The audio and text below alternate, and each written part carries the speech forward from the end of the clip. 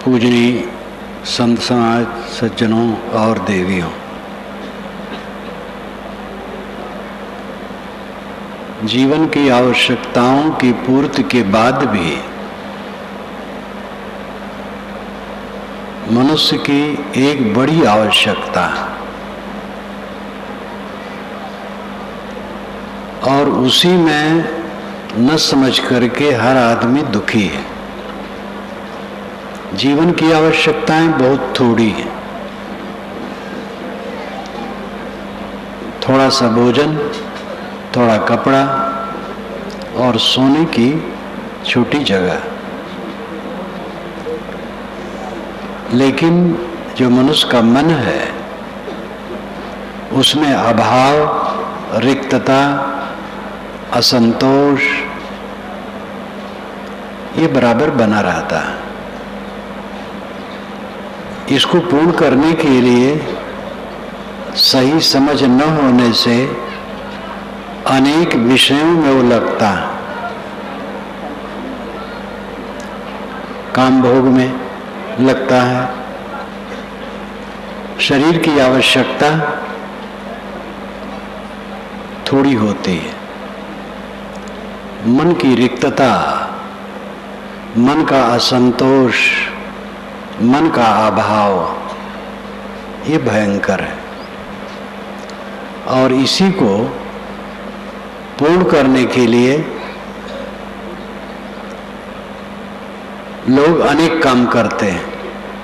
काम भोग से इसको पूरा करना चाहते हैं, स्वाद भोग से पूरा करना चाहते हैं, रूप देख करके पूरा करना चाहते हैं। कुछ लोगों को गंध में भी आसक्ति होती है। एक सज्जन कहते थे कि सोने के पूर्व कपड़े पर इतर न छिड़क लूं तो नींद नहीं आती। गंध की आसक्ति कम लोगों में होती। शब्द, सम्मान मिले, पद मिले, बिना पद के कैसे रहा जाए। ऐसे विद्वानों को मैं जानता हूं कि जिस सरणी से उनको विश्वास नहीं है, पद पाते हैं तो उसमें चले जाते हैं।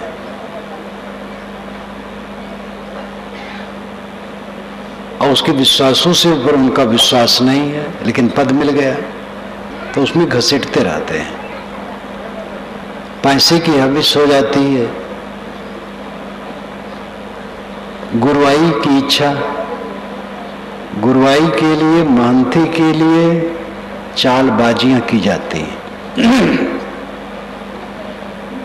फूट डाला जाता है, जबरदस्ती कब्जा किया जाता है, हत्या तक होती है।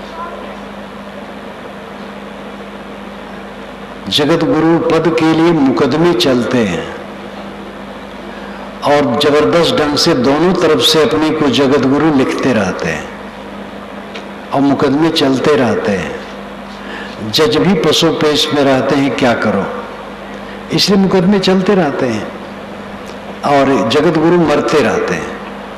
दोनों पक्ष वाले अपने को जगत गुरु लिखते हैं और मुकदमे चलते हैं और पीढ़ी दर पीढ़ी बीतती जाती है। पता नहीं चलता है कब न्याय होगा कि असली जगत गुरु कौन है। जब जज कहेगा जिसको जगत गुरु, वो जगत गुरु बनेगा। ये जगत गुरु की पोल पट्टी है। गुरुवाई के लिए, महंती के लिए, पद के लिए, अधिकार के लिए सारा कुकर्म होता है।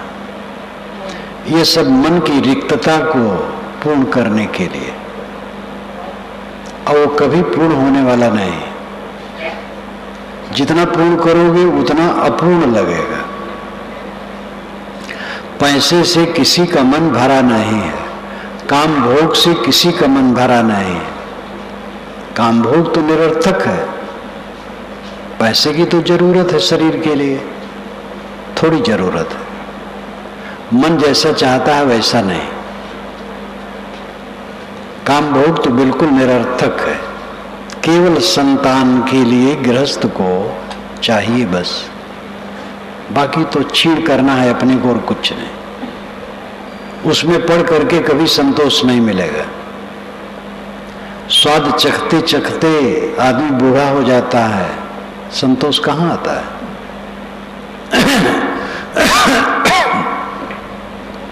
अपने मन के अभाव को पूर्ण करने के लिए मनुष्य अनेक विषयों को पकड़ता है।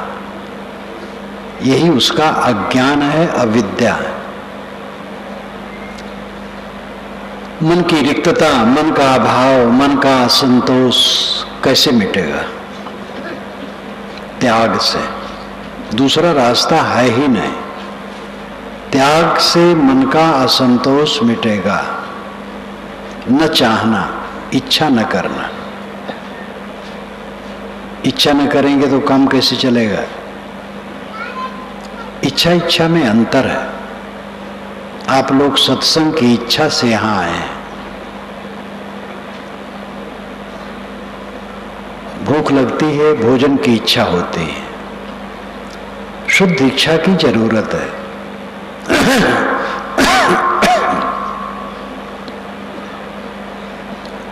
लेकिन जो हमारी हविष्य है, विषयों की लालसा है, वो कभी पूरी नहीं होगी। उसके लिए त्याग की आवश्यकता है। पहली वाली इच्छा नहीं है, आवश्यकता है। आवश्यकता और इच्छा में फर्क है।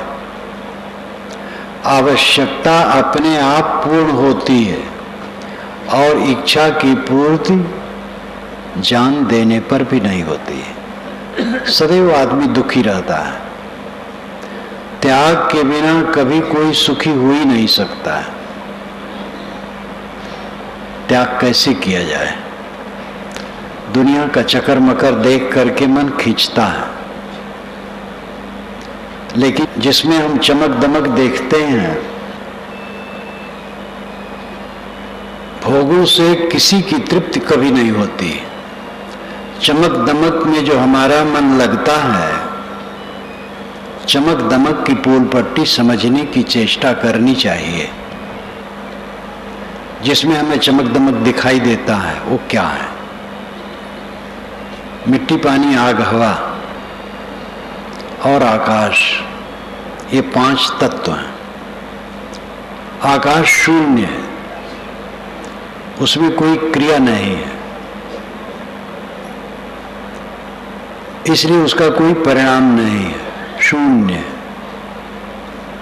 जो द्रव्य हैं वो 4 हैं, मिट्टी, पानी, आग, हवा।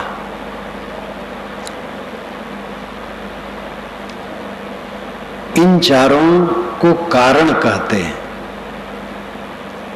और इनसे बने पदार्थों को कार्य कहते हैं। कारण और कार्य का संसार प्रवाह है। कार्य में विलक्षणता है, उसी में मोह है।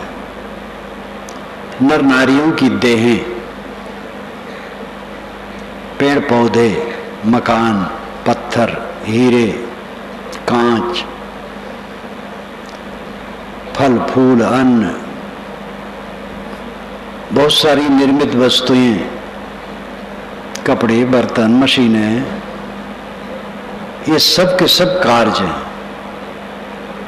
इनमें मिट्टी, पानी, आग, हवा के कण मिल करके बने और ये निरंतर बदलते हैं और क्षीण हो जाते हैं। सारे कार्य प्रवाह रूप में बनते रहते हैं। जिसमें हम आकर्षित होते हैं वो मिट्टी, पानी, आग, हवा के कणों का संयोग है। विलक्षणता जो दिखती है वो निर्मित है। निर्मित वस्तु क्षीण होती है, स्थिर नहीं होती। जिसको हम आज जिस तरह से देखते हैं वैसे आगे नहीं रहेगा। आज से 40 वर्ष पूर्व जिसमें हम आकर्षित थे, आज उसमें आकर्षित नहीं है। 10 वर्ष पूर्व, 2 वर्ष पूर्व, गत वर्ष जिसमें हम आकर्षित थे उसमें आज आकर्षित नहीं। जीवन में जो हम भोगते हैं उससे अगर सीख नहीं लेंगे तो कहाँ सीख मिलेगी?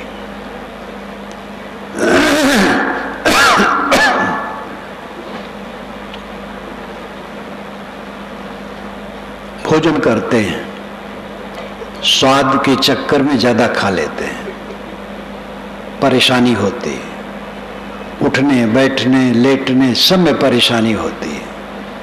तो अगली मीटिंग में तो सावधान होना चाहिए। जो अपनी त्रुटियों से शिक्षा नहीं ले सकता वो कब सुधरेगा? हमने अपने जीवन में मोह किया है और मोह में कुछ नहीं रहा है, पीछे पता लगा है कि व्यर्थ रहा है, अनर्थ रहा है। सारे पदार्थों के अंतरतम में जाइए तो मोह अपने आप मिट जाएगा। सारे पदार्थ मिट्टी है, जो स्थूलता दिखती है वो केवल मिट्टी है। ढेर मिट्टी का हर आदमी है, बाद मरने के होता यही है, या तो तुरबत बनेगी जमी पर या चिताओं में जलना पड़ेगा। जिसको हम बहुत माल टाल मान रहे वो है क्या? सारे भोगों, ऐश्वर्यों, पदों, सम्मानों, प्रतिष्ठाओं का आधार शरीर है और शरीर कूड़े कचड़े की ढेर है। एक टोकरी कचड़ा है। कभी कभी दुर्घटना हो जाती है। इसी सुलम सराय में एक दुर्घटना हुई थी, तो गाड़ी का चक्का उसके ऊपर चल करके पीस दिया था, ट्रक का चक्का। तो कुदारी से उसके शरीर के मलबे को खुरच करके टोकरी में भरना पड़ा। सबका शरीर कूड़ा कचरा की एक ढेर है। ये जो सबसे बड़ा घमंड है उसकी ये दशा है। उसके बाद जितनी चमक दमक है वो सब मिट्टी पानी आग हवा के कणों का समूह है, निर्मित पदार्थ है। इस पर चिंतन करो, विचार करो, धीरे धीरे मोह कटेगा। मोह कटेगा तो आकर्षण घटेगा, आकर्षण घटेगा तो अभाव का अनुभव घटेगा। हर समय अभाव, असंतोष, तृष्णा, रिक्तता, शून्यता। माँ बाप का अकेला एक युवक कॉलेज में पढ़ता है। साल भर के बाद मुझे मिला, कहा साहब अकेले में बात करना चाहता हूं। तो अकेला किया। कहा साहब मेरा मन होता है मैं खुदकुशी कर लो, आत्महत्या कर लो। मैंने कहा क्यों? कहीं तो समझ में नहीं आता है। मैंने कहा भोजन नहीं मिलता? कहीं मिलता है। कपड़े में सूट पहन के आया था। माँ बाप का अकेला है, कॉलेज में पढ़ता है। मैंने कहा तुम्हारा दिमाग खराब है, तुम्हारी कामनाएं लंबी लंबी होंगी, पूरी नहीं होती होंगी, इसलिए तुम मरना चाहते हो। लोग घबरा के कहते हैं कि मर जाएंगे, लेकिन मर के चैन न पाए तो किधर जाएंगे? ये शरीर का छूट जाना हमारा आपका अंत नहीं है। आत्मा अनंत है, न अंत होने वाला, न समाप्त होने वाला। शरीर छूट जाएगा। दूसरे की हत्या करना, अपनी हत्या करना, दोनों महापाप है। शरीर से अत्यंत क्लेश उत्पन्न होने पर दुनिया के चिंतक सोचते हैं छूट देनी चाहिए। किसी के शरीर में अत्यंत क्लेश है, रह नहीं पाता है, तो संविधान में होना चाहिए कि वो डॉक्टर से कहे और डॉक्टर इंजेक्शन दे दे और सो जाए सदा के लिए। लेकिन इसके परिणाम को देखते हुए रुके हैं। एक देश में कहीं शायद लागू है, छोटे से देश में, और कोई इसको स्वीकार नहीं। इसमें तो खूब अत्याचार होगा। धन खूब है और 2-4 लाख रुपया दे दिया जाएगा डॉक्टर को। जाली दस्तखत करवा लिया जाएगा, दवाई दे दी जाएगी, मर जाएगा, लड़का बन जाएगा मालिक। और लड़का ही नहीं, ये तो गुरु बाबा को भी मारा जा सकता है। ऐसे चेले दुनिया में हैं, ऐसे मठ भी हैं जहां केवल महंती के लिए धमा चौकड़ी है, साधना के लिए नहीं। सौभाग्य उन संतों का जो साधना में तत्पर है, जो कोई भी कुछ अपने लिए नहीं चाहता है। ये विशेषता जब मैं अपने संस्थान की याद करता हूं, जिसको मैंने अध्यक्ष, मंत्री, उपाध्यक्ष, कोषाध्यक्ष इत्यादि बनाया, अपने तरफ से बनाया, और सब तैयार रहते हैं कि जब छोड़ना हो छोड़ दें, कुछ नहीं चाहते कोई, तत्काल 1 मिनट में कहूं सब छोड़ दो तुरंत छोड़ दें, अपने पास कुछ नहीं रखते हैं, जो उनको भी दक्षिणा चलती है सेवा में लगा देते हैं। ये वास्तविकता की बात है। ऐसे और जगहें भी होंगी और मठ भी होंगे, केवल यही नहीं और भी जगहें हैं, लेकिन ऐसी जगहें कम हैं। कुछ जगहें हैं लालसा तो है, लेकिन उसको लेकर के पाप नहीं करेंगे।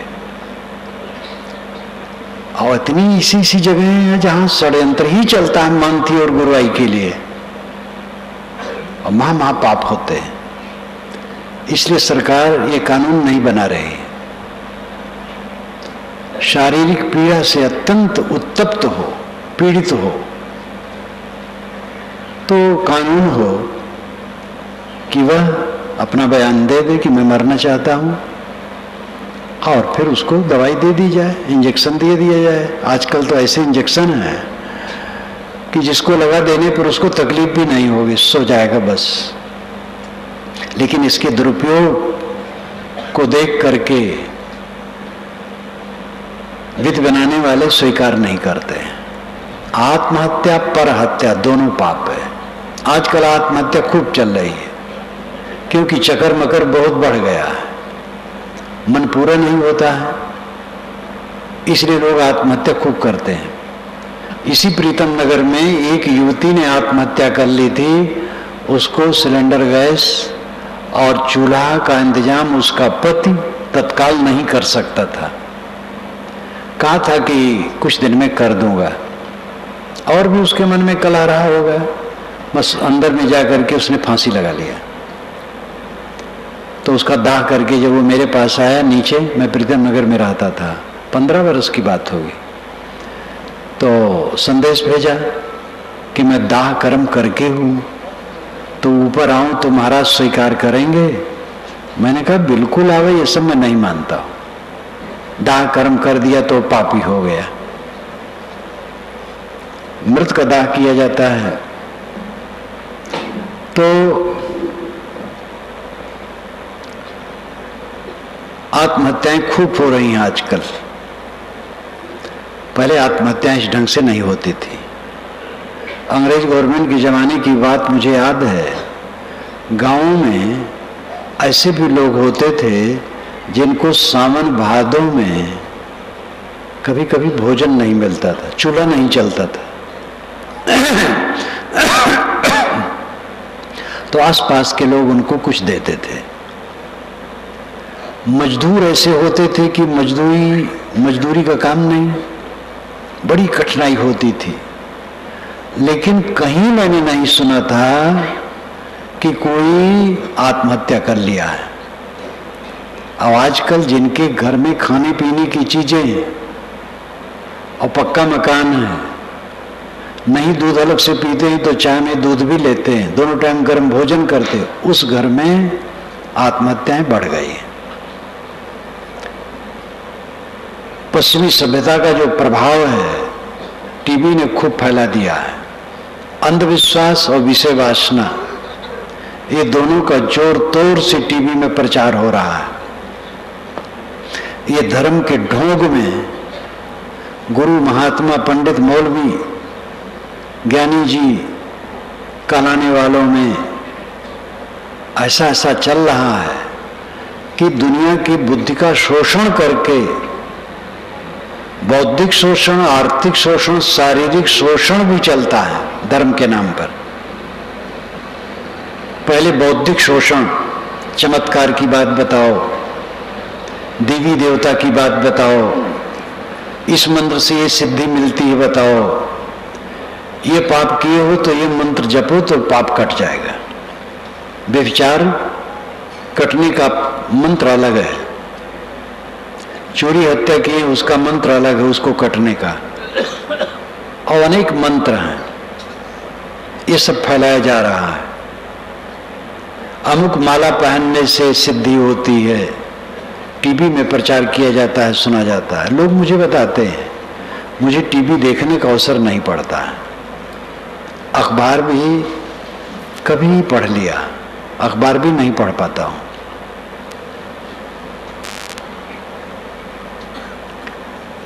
अखबार भी नहीं पढ़ पाता हूं। तो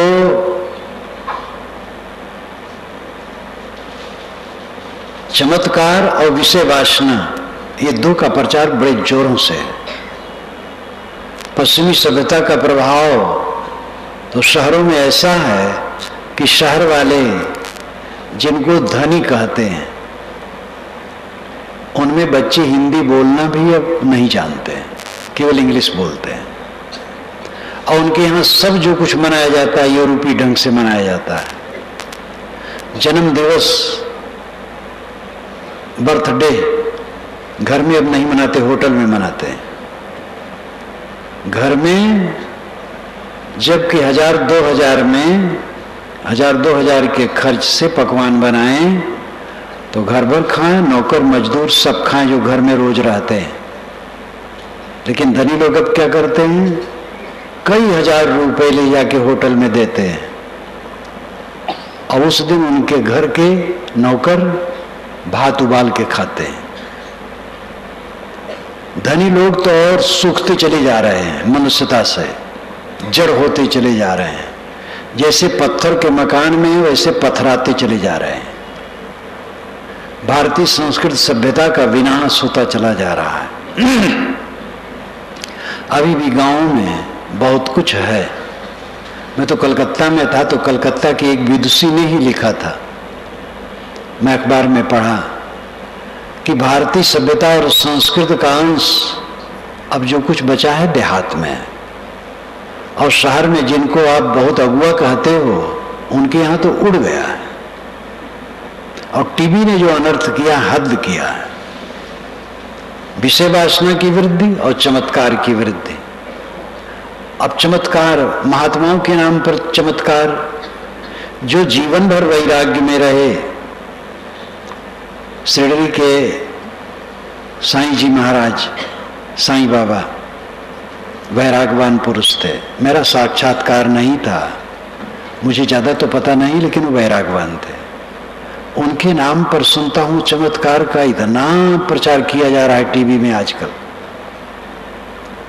किताब मैंने तो नहीं पढ़ी, लेकिन मेरा जहां कंपोज होता है ग्रंथ, तो उनके प्रूफ के पीठ पर कभी मेरा प्रूफ आ जाता था, तो पीठ का पढ़ता था, तो चमत्कार साईं बाबा का उसमें पढ़ा। भयंकर चमत्कार।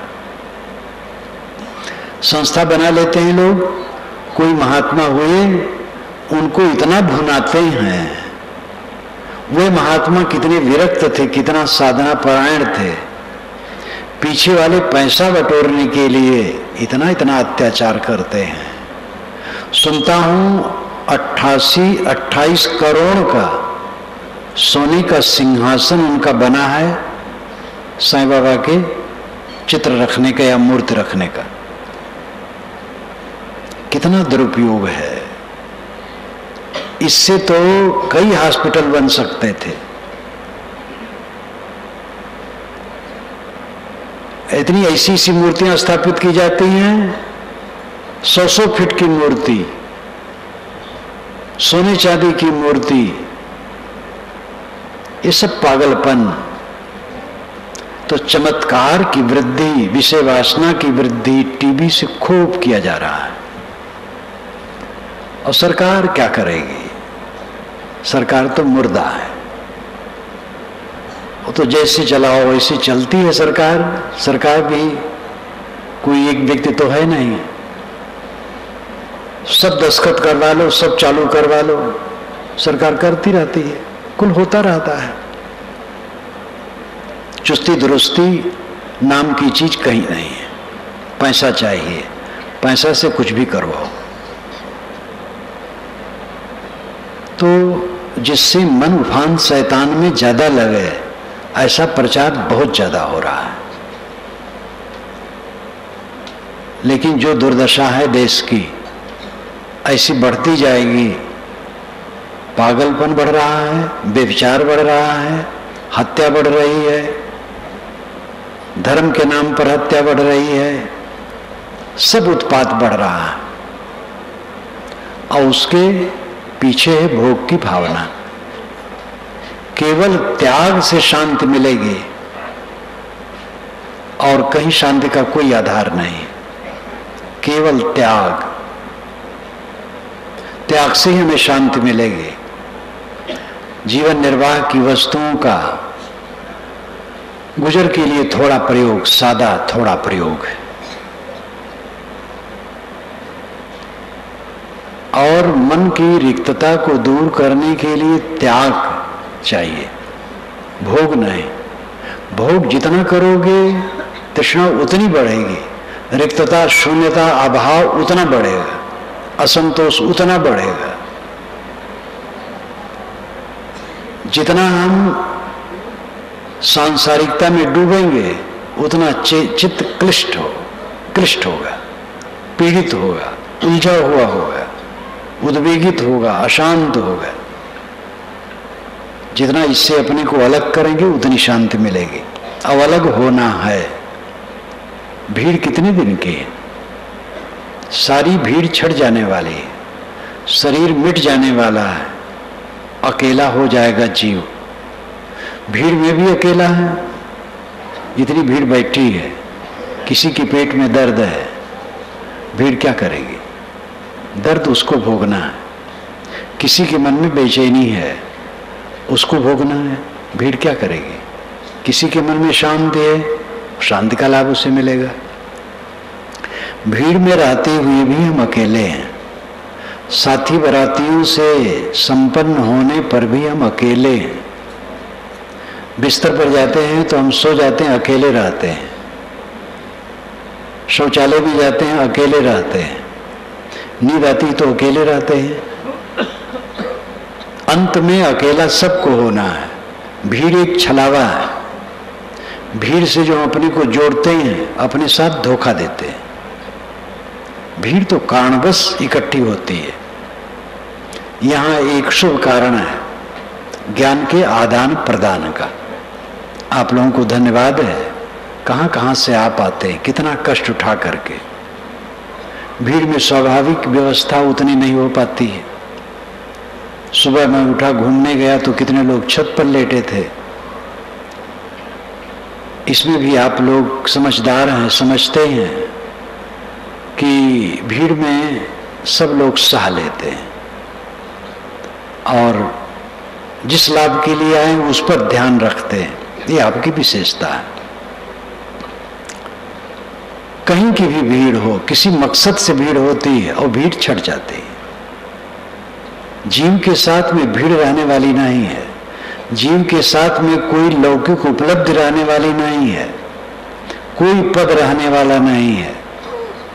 बड़े बड़े अफसर हैं, रिटायर होते हैं, असंतोष में पीड़ित होते हैं, मिलने आते हैं। कमिश्नर हैं, कलेक्टर हैं, उनको लगता है, कहते महाराज बोर बहुत हो रहा हूं। अब पद पर थे तो सुबह होते ही लाइन लग जाती थी दरवाजे पर। अब कोई पूछने वाला नहीं है, बोर होते हैं, क्योंकि अपने अकेलेपन का अनुभव उन्होंने किया कभी नहीं। अपने आत्मा के विषय में कभी सोचा ही नहीं, मैं अकेला हूं, आत्मा के साथ कुछ नहीं। कर्म के अनुसार ये देह बनी है और देह के कारण प्राणी पदार्थों का संबंध हुआ है। हुआ है और एक एक छट रहा है और छटते चला जाएगा और छट करके रहेगा। कितना कोई दुलरुआ बने, मेरी पत्नी का मैं प्राणाधार हूं, या कोई दीदी कहे मेरा पति तो मुझे अपने सिर पर रखना चाहता है, कोई गुरु कहे हमारे बहुत अनुगामी हैं, हमारे शिष्य हमें हाथों पर रखना चाहते हैं, कोई नेता कोई धनी कितना दुलरुआ बने, मैं बहुतों को दुला रहा हूं, झूठा है। ये कुछ रहेगा नहीं किसी का, शरीर गलेगा, बूढ़ा होगा या बीच में मर जाएगा, नहीं तो बूढ़ा होके मरेगा। सारे रंग में भंग होना सबका पक्का है, इस अटल नियम को कोई टाल नहीं सकता है। इस बात को हम पहले समझें, अंत में होने वाली दशा को पहले समझें।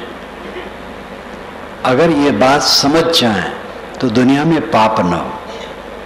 कुछ लोग कहते हैं ऐसा समझेंगे तो गतिशील नहीं रहेंगे, उत्साहहीन हो जाएंगे।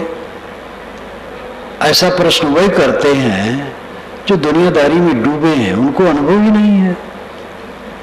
दुनिया में जितने ज्ञानी पुरुष हुए हैं अत्यंत गतिशील हुए हैं। कबीर साहब ने कहा, झूठ झूठा कह डारहु मिथ्या यह संसार। संसार झूठा है, झूठा करके छोड़ दो, मिथ्या है। और वो कबीर जीवन भर समाज के कल्याण के लिए घूमते रहे, देश विदेश से हों फिरा। उन्होंने कहा गाड़ी मोटर का कोई साधन नहीं, पैदल गुजरात साहब 4 बार गए हैं। वहां तो कल्पना कर ली गई है कि साहब 8 वर्ष की उम्र में आए हैं। और जो कबीरवड़ है नर्मदा तट पर, वहां के मंदिर में कबीर साहब की एक मूर्ति 8-10 वर्ष की बना के रख दी गई है। लोग कहे कि यहां साहब 8 वर्ष की उम्र में आए थे, ये गलत है। जवान हो गए थे तब गए थे, 30 वर्ष की उम्र के बाद गए थे।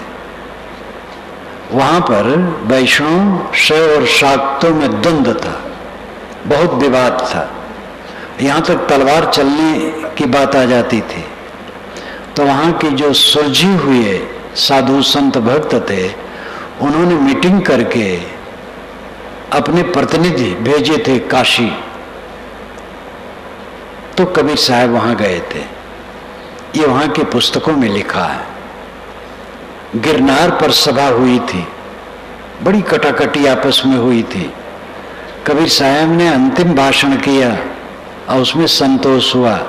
वैष्णव और शैव तो बिल्कुल मान गए, शाक्तों में कुछ उद्दंडता शेष रही, लेकिन फिर भी काफी समाधान हुआ। 4 बार साहब गुजरात गए। जब उनकी उम्र 119 वर्ष की हो गई थी, 119 वर्ष 7 महीने 25 दिन रह करके उन्होंने शरीर छोड़ा। जब 119 वर्ष की हो गई थी, तब वे काशी से मगहर इसलिए गए कि ये अंधविश्वास टूटे कि काशी में मरने से मोक्ष होता है और मगहर में मरने से गधा होना होता, और चल दिए। आप समझ सकते हैं 119 वर्ष का व्यक्ति पैदल नहीं जा सका होगा, रथ या बैलगाड़ी से गया होगा, और बनारस से मगहर काफी दूर है। जीवन भर वो बैठे नहीं, चलते रहे। स्वामी शंकराचार्य ने कहा जगत तीनों काल में नहीं है, और जगत के कल्याण के लिए वो तो और पहले के थे। कबीर साहब को हुए 600 वर्ष हुए हैं, शंकराचार्य स्वामी को हुए 1200 वर्ष हुए हैं, और बीहड़ है, लेकिन वो बैठे नहीं। वो महापुरुष थोड़ी 32 वर्ष में तो उन्होंने शरीर छोड़ दिया। वेदांत का भाष्य किया, उपनिषद का भाष्य किया, गीता का भाष्य किया, जो कुछ लिखा संस्कृत में। केरला के थे, उनका मलयालम में अपनी भाषा रही होगी, और संस्कृत के विद्वान थे, संस्कृत में लिखे। छोटी छोटी पुस्तकें लिखी, मौलिक पुस्तक जो उनकी बड़ी है विवेक चूड़ामणि है, उस पर मैंने लिखा है, अभी अभी छप के आई है, शंकराचार्य, स्वामी शंकराचार्य क्या कहते हैं, उसको आप पढ़ें, पूरा आध्यात्मिक है। तो जीवन भर वे चलते रहे, केरला के थे और केदारनाथ के तरफ उनका शरीर छूटा। कितनी कठिनाई में चलते थे धर्म प्रचार के लिए। तथागत बुद्ध गोरखपुर से उत्तर, उनका जन्म स्थान जो आजकल नेपाल में पड़ता है, राजपुत्र थे। घर छोड़े, 5 वर्षों तक तप किए, फिर उनको संतोष हुआ, प्रचार में निकले। 80 वर्ष की उम्र तक वो जीवित रहे और घूमते रहे। चौमासा केवल वर्षावासो करते थे और घूमते रहते थे। अंतिम में वो पटना की तरफ थे। पटना से वैशाली आए गंगा पार करके, और वैशाली से पद यात्रा, वो तो रथ पर भी नहीं बैठते थे क्योंकि महावीर स्वामी उनके टक्कर में थे, जैन के, जो नंगे रहते थे, बाल उखाड़ते थे और किसी सवारी पर नहीं बैठते थे। तो तथागत बुद्ध भी किसी पर नहीं, सवारी पर नहीं बैठते थे, पैदल चलते थे। पैदल चलते चलते आए हैं गोरखपुर क्षेत्र में, वहीं पर उनका पेट गड़बड़ हुआ है और 1-2 साल वृक्षों के बीच में कपड़ा बिछा दिया गया, लेट गए, वहीं उनका शरीर छूटा है। जिन्होंने कहा संसार स्वप्न है, मिथ्या है, वो संसार की सेवा में जीवन भर घूमते रहे और अपने ढंग से सेवा करते रहे। जो समझ लेता है संसार सारहीन है, वो त्यागी हो जाता है, और त्यागी सबकी सेवा करता है। वो त्यागी केवल साधु में नहीं होते, सब में होते हैं। ऐसे ऐसे त्यागी राजनीति में हुए हैं जो राजेंद्र बाबू को लो, जो राष्ट्रपति हुए, 10,000 रुपया तनख्वाह थी, 6,000 लेते थे, 4,000 छोड़ देते थे। नायक एक पदवी थी, मुख्यमंत्री थे बिहार के, नाम याद नहीं है, नायक पदवी थी उनकी। जब वह उनके घर में विवाह था, वो तो पटना में थे, तो और मंत्री और अधिकारी मिल करके मुख्य सड़क से उनके घर की सड़क को मोरमी से पटवाए और जगह जगह बांस गड़वा करके वायर लगाए, बिजली वहां नहीं थी। जब आए, मुख्य सड़क से उतरे, उनकी गाड़ी उतरी, उनको आश्चर्य लगा, सब देखते गए, अपने दरवाजे पर खड़े हुए, कहे कि ये वायर और बांस किस पैसे से लगा है, और ये मोरमी जो बिछाई गई है, ये पैसा कहां से आया? तो मैं नहीं कहूंगा कि मोरमी खोद करके अलग फेंको, लेकिन कम से कम वायर निकालो और बांस उखाड़ो। सारे बांस उखाड़ दिए गए, सारे वायर बटोर दिए गए, और कहे गैस के प्रकाश में शादी होगी। ऐसे ऐसे त्यागी पुरुष आज भी हैं। आज सुना नहीं है, राजनीति में अत्यंत भ्रष्टता बढ़ गई है, लेकिन आज भी ऐसे हैं। जहां कोई त्यागी होगा वही समाज की ठीक से सेवा कर सकेगा। जहां भोगी होगा वहां वो हिंसा करेगा, लूटेगा, ठगेगा, धोखा देगा। त्याग का इतने मतलब नहीं घर छोड़ करके साधु हो जाए, वेश धर ले, इतने त्याग नहीं। सब जगह त्याग की जरूरत है। साधु वेश धर ले, वहां त्यागी नहीं है तो वेश धरने से क्या होगा? गृहस्थ को, विरक्त को, स्त्री को, पुरुष को, सबको त्यागी होने की जरूरत है। पति पत्नी है, विवाह, नवविवाहित दंपति, दोनों में त्याग भाव है तो दोनों सुखी रहेंगे। भोग भाव है तो दुखी हो जाएंगे, थोड़े दिन में कला होगा। क्योंकि पत्नी की इच्छा पति पूरी नहीं कर पाएगा और पति की इच्छा पत्नी पूरी नहीं कर पाएगी। भोग की भावना सदैव हिंसा पैदा करती है। जो अपने ऊपर ज्यादा खर्च करना चाहेगा वो संग्रह ज्यादा करेगा और संग्रह में पाप करेगा। समाज परिवार के लिए संग्रह ठीक है, लेकिन वो संग्रह खर्च होते रहना चाहिए, विवेक से सब कुछ होना चाहिए। ये बिल्कुल भूल जाना चाहिए कि अगर संसार को निस्सार मान लिया जाएगा तो आदमी निकम्मा हो जाएगा। कैसे निकम्मा हो जाएगा? मैं अपना ही अनुभव बताता हूं। जब मुझे कबीर साहब के विचार मिले भक्ति भावना में, तो मैं पहले खूब रमता था। राम, कृष्ण, विष्णु, शिव, ये चार मेरे उपास्य थे। खूब अनुराग, खूब जप, गीता रामायण पाठ, वेद शास्त्र पाठ खूब लगा रहता था। जब मुझे 17-18 वर्ष की उम्र में कबीर साहब के विचारों का ज्ञान हुआ,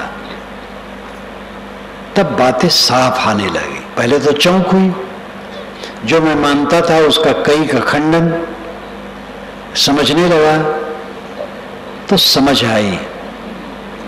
पुराण में पढ़ता था परम पद निर्वाण को प्राप्त हो गए, भगवान के धाम में चले गए।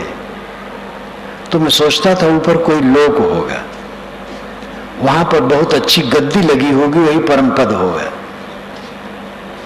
कबीर साहब की वाणी पढ़ी तब बात समझ में आई। उपनिषदों में इसकी चर्चा है, लेकिन पंडितों ने उपनिषदों का विस्तार नहीं किया। उससे उनको फायदा नहीं था, कर्मकांड से फायदा था।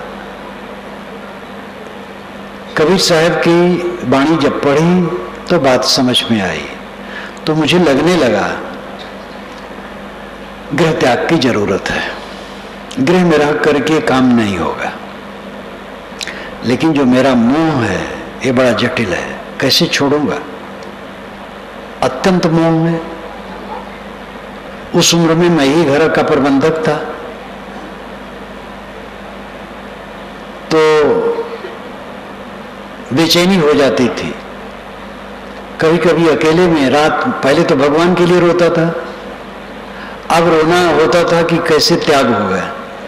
अकेले में दिखावा कभी नहीं किया और ये मेरा अनुराग चलता गया। लेकिन मेरे मन में संकल्प था कि कदम तब उठेगा जब मोह बिल्कुल मिट जाएगा, यहां के लिए कुछ नहीं लगेगा, तब कदम निकलेगा।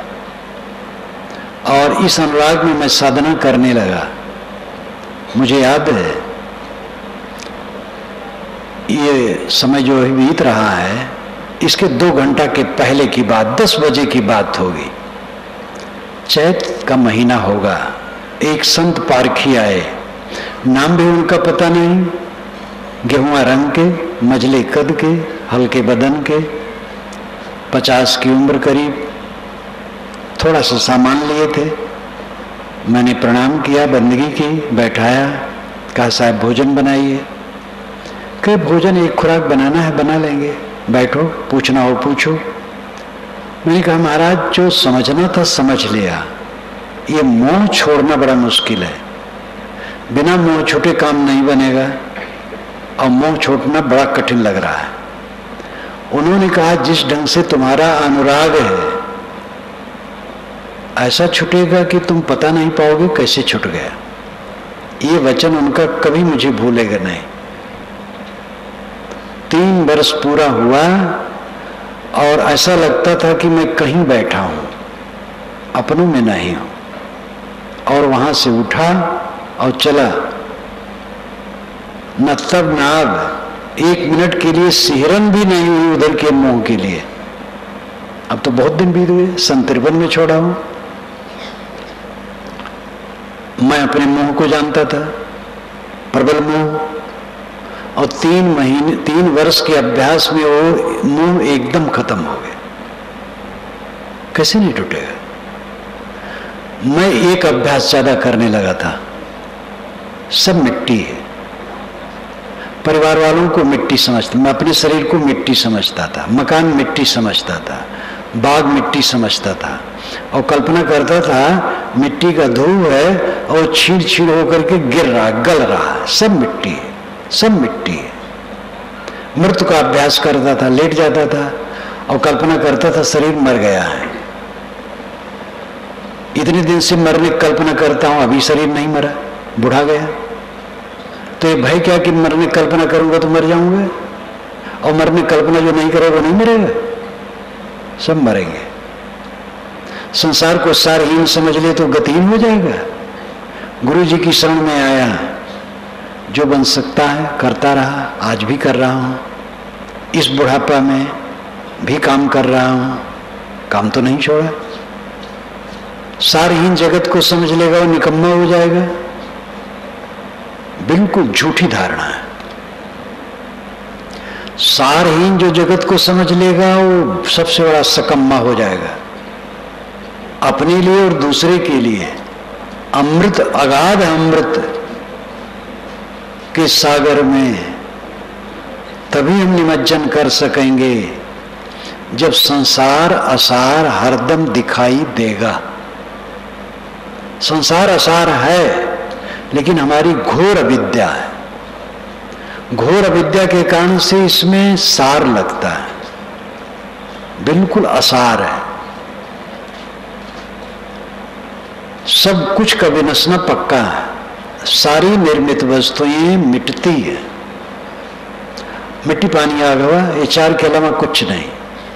ऑक्सीजन, हाइड्रोजन, नाइट्रोजन का है तो कितना गिना है, 100 से अधिक है, नाम भी याद नहीं रहेगा। इसीलिए वैज्ञानिकों ने भी ठोस, तरल, वायव्य और अतिवायव्य ये 4 नाम रखा है। 100 से अधिक तत्वों को 4 में समाहार किया है। ठोस, तरल, वायव्य, अतिवायव्य। हम लोग मिट्टी, पानी, आग, हवा कहते हैं।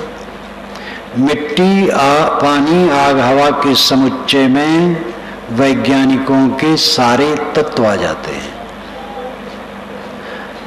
हमारे नजरों में जो कुछ दिखाई देता है केवल मिट्टी, पानी, आग, हवा के कणों का समूह है, और कुछ दिनों के बाद वही होके रह जाएगा।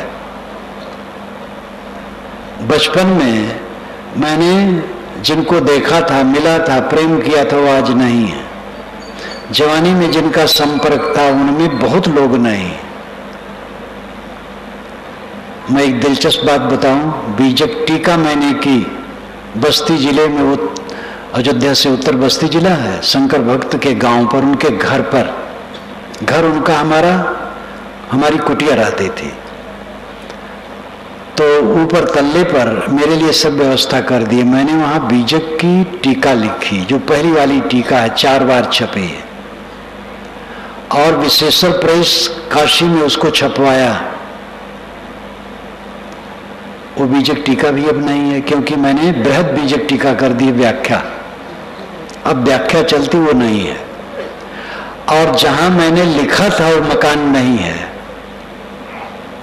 उनके भतीजे ने बढ़िया मकान अलग बना लिया, उसको आंगन कर दिया। वो मुझसे पूछे कि साहब वो जीर्ण है, मैंने कहा तोड़ दो।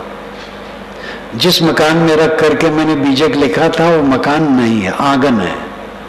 और जिस प्रेस में मैंने छपवाया था वो विशेषर प्रेस नींव से तोड़ करके दूसरा मकान बन गया। न वो बीजक टीका है और न जहां में लिखा वो है, और जहां छपा न वो है। लेकिन बीजक टीका तो उसका विस्तृत रूप हो गया। मेरा शरीर भी आजकल में नहीं रहेगा, क्या रहता है? सब कुछ नश्वर है। इस चीज को निरंतर जो देखता है वो मोह नहीं करता है, मोह होता ही नहीं, करेगा क्या? तत्व दृष्टि ऐसी जग जाती है कि जो जहां जैसे है वैसे हरदम प्रतीत होता है, मोह होने का चांस ही नहीं रह जाता है। जीव निर्मल, निष्काम, अमृत। आप अमृत हैं, आप में कोई तकलीफ नहीं है। जितना उद्वेग है, जितना असंतोष है, जितनी रिक्तता है, जितना अभाव है केवल अविवेक से। मेहनत करो, आलसी न रहो, और जो मिले उसमें संतोष रखो। अपनी गुजर के लिए कम से कम और सादी वस्तुओं में संतोष रखो। अगर आपके पास चीजें ज्यादा हैं तो भी सादेपन में अपना गुजर करो, और वस्तुएं हैं तो दूसरे की सेवा में लगाओ। और जो उमंगे हैं, लालसाएं हैं, ये खाली मन शैतान का घर, हरदम अभाव का, असंतोष का अनुभव करता है, ये भोगों से पूर्ण नहीं होगा, योग से पूर्ण होगा, त्याग से पूर्ण होगा, अंतर संतोष से पूर्ण होगा, अंतर्मुखता से होगा। अंतर में लौटो। ग्रस्त विरक्त कहलाने वाले चमत्कार क्यों फैलाते हैं? क्योंकि धन जन ज्यादा इकट्ठा हो। अगर चमत्कार यहां फैलाया जाता, बहुत बड़ी फील्ड में पंडाल बनाना पड़ता, रिद्ध सिद्ध देने की बात आती। स्वयं धोखा खाओ, दूसरे को धोखा दो। सारा चमत्कार 16 आने झूठ है, चाहे वो किसी के नाम में लगाए गए हों। दुनिया के बड़े से बड़े नाम लेने की जरूरत नहीं, क्योंकि बड़े छोटे कहलाने वाले बहुत हैं। किसी के नाम में लगाए गए हों, सारे चमत्कार धोखाधड़ी छल कपट है। धार्मिकों द्वारा मनुष्य के बुद्ध के शोषण के लिए यह षड्यंत्र है। बुद्धि का शोषण, शारीरिक शोषण, आर्थिक शोषण, सब प्रकार का शोषण होता है। आपके लड़का नहीं है, हम कहेंगे लड़का होगा, और उसमें सब विधान बताएंगे। बौद्धिक शोषण पहले किए, फिर आर्थिक शोषण, और शारीरिक शोषण भी इसमें चलता है जगह जगह धर्म के नाम पर। कितना अनर्थ है। अभी ध्यान शिविर लगा था तो एक युवक आया था, मेधावी, शिक्षित, अच्छा, समझदार। उसने सब देखा सुना, मुझे पहले से भी जानता था, फोन करके आया था और पुस्तकें देखी, सब कुछ देखा। मेरे पास कहा, साहब आपकी बात बहुत फैलनी चाहिए। फिर कहते कहते दबे जबान में कहा, साहब आप में थोड़ी सी ऐषणा होनी चाहिए। ऐषणा मतलब तृष्णा, थोड़ी तृष्णा हो तो ऐसा कुछ करें कि ये फैले। तो मैंने कहा, जो थोड़ी सी ऐषणा तुम कहते हो वही मेरे में हो जाए तो मुझे नरक में डुबाएगी।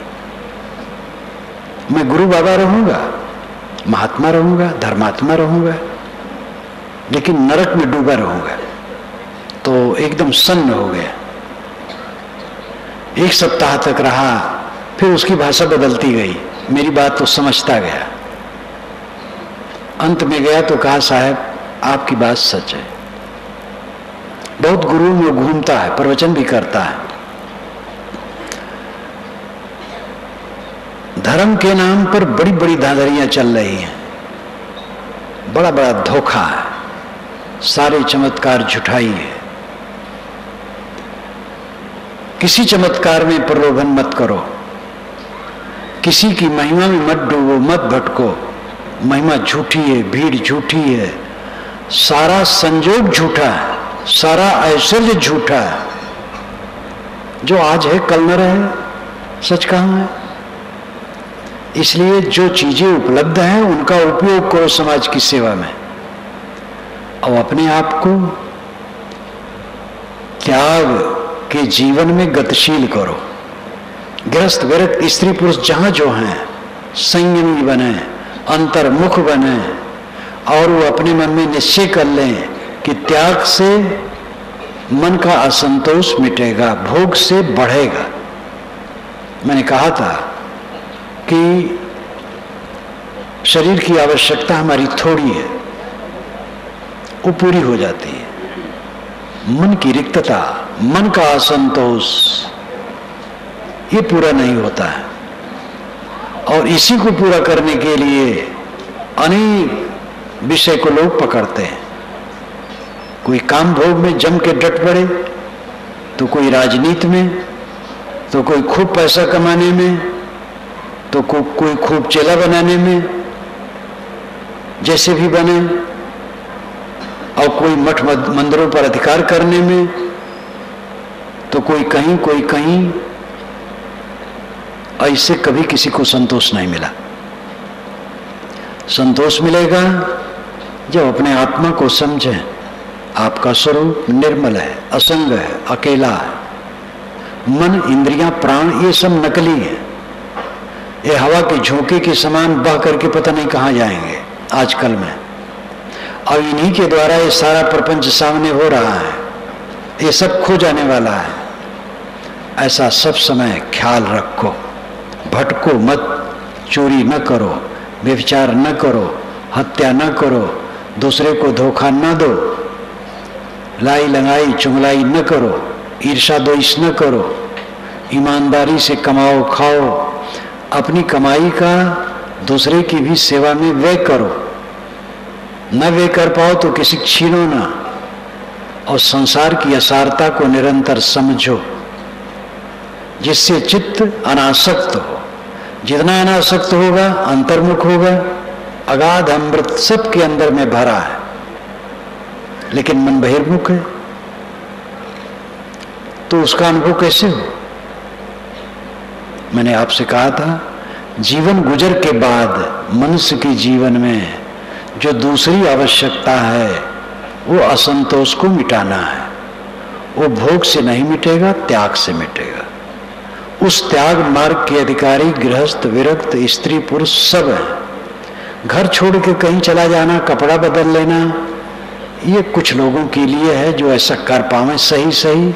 नहीं तो जो जहां है वहां रहें, वहीं रह करके त्याग करें, वहीं रह करके अपने को संभालें, अंतर्मुख हो, अंतर संतुष्ट हो।